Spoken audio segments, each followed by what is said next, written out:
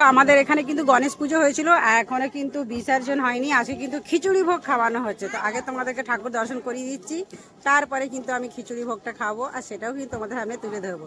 দেখো সুন্দর করে এখানে কিন্তু একটা ছোট্ট করে একটা প্যান্ডেলের মতন করা হয়েছে, আর এখানে এই যে গণেশের মূর্তি। তা একটুখানি জুম করে দিচ্ছি, দেখো। চলো সবাই মিলে গণপতি বাপ্পাকে একটু গড় করে নাও। দেখো গণপতি বাপ্পাকে তোমাদের দর্শন করে দিয়েছি, আর এখানে কিন্তু খিচুড়ি ভোগ মেলানো হচ্ছে। আমি কিন্তু খিচুড়ি নিয়ে নিয়েছি, এখন খিচুড়ি খাবো। দেখো আমার চামচ নেই, আর হাত না ধুয়ে খেতে পারা যায় না, যেহেতু তোমরা জানো যে আমি এখন মার্কেটে গেছিলাম, সেখান থেকে আসছি। তো আসার পরে কিন্তু খিচুড়িটা খাবো, তাই চামচের জায়গা দেখো। যেহেতু এই যে সোলার বাড়িটা, এটা দিয়ে কিন্তু খেতে হবে। আর একজন দেখো কিরম খাচ্ছে, এই হয় রাস্তার মধ্যে খেতে গেলে কি করে বলে, তাই না? এইটুকু নিয়ে তো আর যাবো না।